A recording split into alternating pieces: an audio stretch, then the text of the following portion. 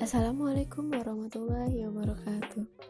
Halo teman-teman semua, salam sejahtera untuk kita semua. Semoga kita selalu diberikan kebahagiaan dan perlindungan oleh Allah Subhanahu wa taala. Kami dari kelompok 5 dengan mata kuliah Auditing yang beranggotakan Wulan Fitrianti 1914 20 123, Fadlan Firdaus 1914 20 136, Kirana Wati Fadilah Putri 1914 20 158. Video ini akan menerangkan sedikit materi mengenai penerimaan, perikatan, dan perencanaan audit. Pembahasan 1. Tahap-tahap audit atas laporan keuangan. 2.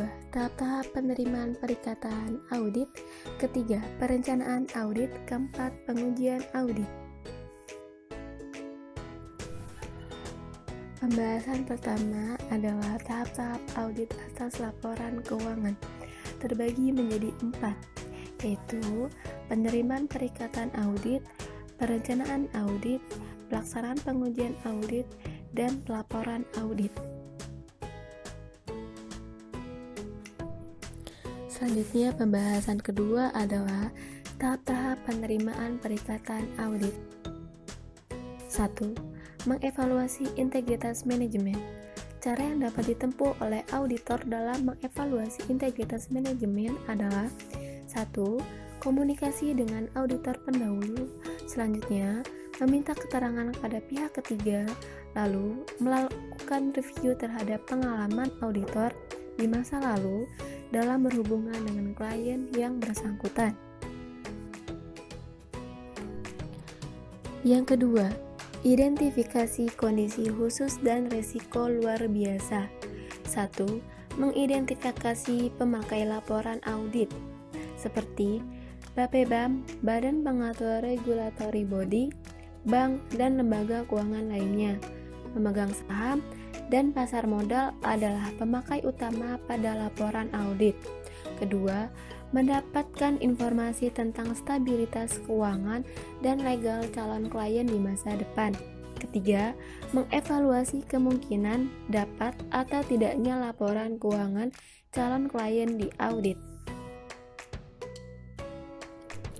Yang ketiga, penentuan kompetensi auditor untuk melaksanakan audit. 1. Mengidentifikasi tim audit.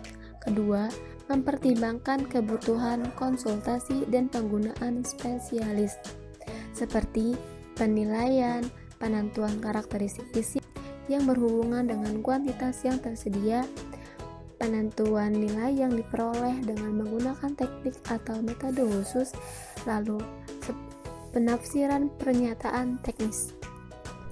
Selanjutnya, yang keempat adalah evaluasi terhadap independensi auditor. Aturan etika kompartemen akuntan publik mengatur tentang independensi auditor dan stafnya, seperti independensi dan integritas dan objektivitas. Yang kelima adalah menentukan kemampuan auditor dalam menggunakan kemahiran profesionalnya dengan cermat dan seksama. 1.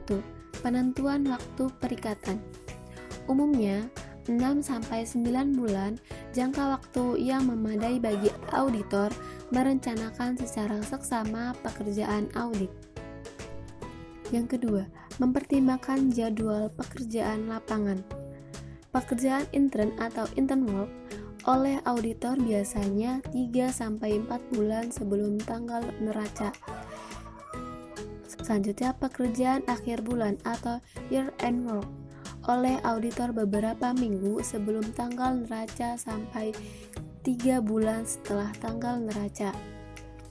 3. Pemanfaatan personal klien seperti pembuatan daftar saldo akun buku besar, rekonsiliasi akun kontrol, pembuatan daftar umur piutang, lalu pembuatan daftar polis asuransi yang berlaku, piutang wesel, dan penambahan pengurangan aktiva tetap dalam tahun yang diaudit. Selanjutnya, yang terakhir adalah pembuatan surat perikatan audit. mendokumentasikan dan menegaskan penerimaan auditor atas menunjukkan oleh klien tujuan dan lingkup tanggung jawab yang dipikul oleh auditor bagi kliennya, kesepakatan tentang reproduksi laporan keuangan auditan, serta bentuk laporan yang diterbitkan oleh auditor. Isi pokok surat perikatan audit. 1. Tujuan audit atas laporan keuangan. 2. Tanggung jawab manajemen atas laporan keuangan. 3. Lingkup audit, termasuk penyebutan undang-undang, peraturan, pernyataan dari badan profesional yang harus dianut oleh audit. Yang keempat, bentuk laporan atau bentuk komunikasi lain yang akan digunakan oleh auditor untuk menyampaikan hasil perikatan. Kelima, fakta bahwa audit memiliki keterbatasan bawaan bahwa kekeliruan dan kecurangan material tidak akan terdeteksi. Yang keenam, pengaturan reproduksi laporan keuangan auditan. Ketujuh, kesanggupan auditor untuk menyampaikan informasi tentang kelemahan signifikan dalam pengendalian intern yang ditemukan oleh auditor dalam auditnya. Kedelapan, akses ke berbagai catatan, dokumentasi, dan informasi lain yang diharuskan dalam kaitan dengan audit. Yang kesembilan, dasar yang digunakan oleh auditor untuk free audit dan pengaturan penagihannya. Selanjutnya, pembahasan ketiga adalah perencanaan audit. Ada 7 tahap yang harus ditempuh oleh auditor dalam merencanakan auditnya. 1. Memahami bisnis dan industri klien. Pengalaman sebelumnya tentang entitas dan industrinya. Diskusi dengan orang dalam entitas seperti komiter audit, direktur, dan personal operasi senior. Diskusi dengan personal dari fungsi audit intern dan review terhadap laporan auditor intern. Diskusi dengan auditor lain dan dengan penasihat hukum atau penasihat lain yang telah memberikan jasa kepada entitas atau dalam industri, publikasi yang berkaitan dengan industri, kunjungan ke tempat atau fasilitas pabrik entitas, lalu perundangan dan peraturan yang secara signifikan berdampak terhadap entitas. 2. Melaksanakan prosedur analitik. Pertama, konsep prosedur analitik yang meliputi perbandingan jumlah-jumlah yang tercatat atau rasio yang dihitung dari jumlah-jumlah yang tercatat dibandingkan dengan harapan yang dikembangkan oleh auditor. Yang kedua, tujuan prosedur analitik dalam perencanaan audit. Prosedur analitik dalam perencanaan audit harus ditunjukkan untuk yang pertama, meningkatkan pemahaman auditor atas usaha klien dan transaksi atau peristiwa yang terjadi sejak tanggal audit terakhir. Yang kedua, mengidentifikasi bidang yang kemungkinan mencerminkan risiko tertentu yang disangkutkan dengan audit. Prosedur analitik dapat mengungkapkan pertama, peristiwa atau transaksi yang tidak biasa. Yang kedua, perubahan akuntansi. Ketiga, perubahan usaha. Yang keempat, fluktuasi acak. Atau yang terakhir, salah uji. Tahap-tahap prosedur analitik ada 6 tahap, yaitu yang pertama, mengidentifikasi perhitungan atau perbandingan yang harus dibuat. Kompleks atau tidaknya prosedur analitik digunakan atau oleh auditor ditentukan oleh besarnya dan kompleksnya bisnis klien, ketersediaan data dan pertimbangan auditor. Tipe perhitungan dan perbandingan yang umumnya dibuat oleh auditor terdiri dari yang pertama, perbandingan data absolut, yang kedua, rasio analisis, yang ketiga, common income statement, yang terakhir, trend analysis. Auditor biasanya melaksanakan prosedur analitik dengan data agregasi atau gabungan atau kumpulan data perusahaan secara keseluruhan yang didasarkan pada data gabungan sampai dengan bulan dilakukannya prosedur analitik atau pada data proyek tahunan. Kedua, mengembangkan harapan. Contoh sumber informasi yang digunakan dalam mengembangkan harapan. Yang pertama, informasi keuangan periode sebelumnya yang dapat diperbandingkan dengan memperhatikan perubahan yang diketahui. Yang kedua, hasil yang diantisipasikan, misalnya anggaran atau perakiraan termasuk ekstrapolasi dari data interim atau tahunan. Yang ketiga, hubungan antara unsur-unsur informasi keuangan dalam satu periode. Yang keempat, informasi industri tempat usaha klien, misalnya informasi laba bruto. Yang terakhir, hubungan informasi keuangan dengan informasi non-keuangan yang relevan. Yang ketiga, melaksanakan perhitungan atau perbandingan. Auditor mengumpulkan data yang akan dipakai dalam perhitungan perbedaan jumlah absolut persentase sekarang dibandingkan dengan jumlah persentase tahun yang lalu. Perhitungan Common Financial Statement, Financial Ratio, dan Trend. Yang keempat, menganalisis data dan mengidentifikasi perbedaan signifikan. Data yang telah dikumpulkan kemudian dibandingkan dengan harapan yang dikembangkan oleh auditor untuk mengidentifikasi perbedaan signifikan yang terjadi. Yang kelima, menyelidiki perbedaan signifikan yang tidak terduga dan mengevaluasi perbedaan tersebut. Perbedaan signifikan yang tidak terduga perlu diselidiki sebabnya. Maka dari itu, auditor perlu mempertimbangkan kembali metode dan berbagai faktor yang digunakan untuk mengembangkan harapan dan untuk meminta keterangan kepada manajemen. Yang keenam, yaitu menentukan dampak hasil prosedur analitik terhadap perencanaan audit. Perbedaan signifikan yang tidak terduga biasanya dipandang oleh auditor sebagai petunjuk meningkatnya risiko salah saji dalam akun atau berbagai akun yang bersangkutan dengan perhitungan dan perbandingan. Dalam situasi yang seperti ini, biasanya auditor merencanakan untuk melaksanakan pengujian yang lebih rinci terhadap berbagai akun yang disangkutkan. Ketiga, mempertimbangkan tingkat materialistis awal. Auditor perlu mempertimbangkan materialistis awal pada dua tingkat, yaitu yang pertama itu tingkat laporan keuangan dan yang kedua tingkat saldo akun.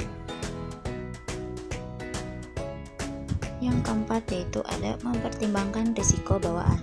Dalam keseluruhan proses audit, auditor mempertimbangkan berbagai risiko sesuai dengan tahap-tahap proses auditnya. Di muka telah diuraikan. Kemudian tahap-tahap proses audit sejak perikatan audit diterima itu dapat dirinci lebih lanjut menjadi 4 tahap. Yang pertama ada perencanaan audit, yang kedua ada pemahaman dan pengujian pengendalian intern, yang ketiga ada pelaksanaan pengujian substantif, yang terakhir ada penerbitan laporan audit. Sejak perencanaan audit sampai dengan penerbitan laporan audit, auditor itu perlu mempertimbangkan berbagai macam risiko. Yang pertama, perencanaan audit, yaitu penaksiran risiko bawaan. Yang kedua, pemahaman dan pengujian pengendalian intern, yaitu penaksiran risiko pengendalian. Yang ketiga, pelaksanaan pengujian substantif, yaitu penetapan risiko deteksi. Yang terakhir, penerbitan laporan audit, yaitu penilaian risiko audit. Yang kelima yaitu ada mempertimbangkan berbagai faktor yang berpengaruh terhadap saldo awal jika perikatan audit merupakan audit tahun pertama. Auditor harus menentukan bahwa saldo awal mencerminkan penerapan kebijakan akuntansi yang semestinya dan kebijakan tersebut diterapkan secara konsisten dalam laporan keuangan tahun berjalan. Bila laporan keuangan tahun sebelumnya telah diaudit oleh auditor independen lain, auditor tahun berjalan dapat memperoleh keyakinan mengenai saldo awal dengan cara mereview kertas kerja auditor pendahulu. Jika laporan keuangan tahun sebelumnya tidak diaudit atau auditor tidak dapat memperoleh keyakinan dari review terhadap kertas kerja auditor pendahulu, maka ia harus memperoleh bukti audit kompeten yang cukup untuk mendukung asersi yang terkandung dalam saldo awal yang nantinya akan berdampak pada laporan keuangan tahun berjalan. Yang keenam ada mengembangkan strategi audit awal terhadap asersi signifikan. Tujuan akhir dari perencanaan dan pelaksanaan audit yang dilakukan oleh auditor yaitu untuk mengurangi risiko audit ke tingkat yang rendah dan untuk mendukung pendapatan apakah dalam semua hal yang material dan apakah laporan keuangannya ini disajikan secara wajar. Ada 2 strategi audit awal yang dapat dipilih oleh auditor, bisa dilihat di sini ya. Mereview informasi yang berhubungan dengan kewajiban legal klien. Penyajian laporan keuangan secara wajar sesuai dengan prinsip akuntansi berterima umum di Indonesia, mewajibkan klien untuk melaksanakan peraturan-peraturan pemerintah dan perjanjian-perjanjian legal yang lain. Di sini terdapat informasi yang tercantum dalam dokumen-dokumen, yaitu ada anggaran dasar dan anggaran rumah tangga, perjanjian persekutuan, notulen rapat direksi dan pemegang saham, kontrak, peraturan pemerintah yang secara langsung menyangkut klien, dan yang terakhir ada arsip korespondensi.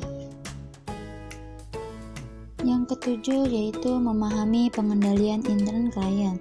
Langkah pertama yang dilakukan yaitu mempelajari unsur-unsur pengendalian intern yang berlaku. Kemudian langkah selanjutnya melakukan penilaian terhadap efektivitas pengendalian intern dengan menentukan kekuatan dan kelemahan pengendalian intern tersebut. Pembahasan yang terakhir yaitu mengenai pengujian audit. Pengujian audit ini dibagi menjadi 3 golongan. Yang pertama ada pengujian analitik, yang kedua ada pengujian pengendalian, dan yang ketiga pengujian substantif. Baiklah teman-teman, itulah beberapa pembahasan mengenai penerimaan, perikatan, dan perencanaan audit dalam pembahasan pada kelompok kami. Semoga materi tersebut dapat bermanfaat bagi kita semua, dan kurang lebihnya mohon maaf. Terima kasih. Wassalamualaikum warahmatullahi wabarakatuh.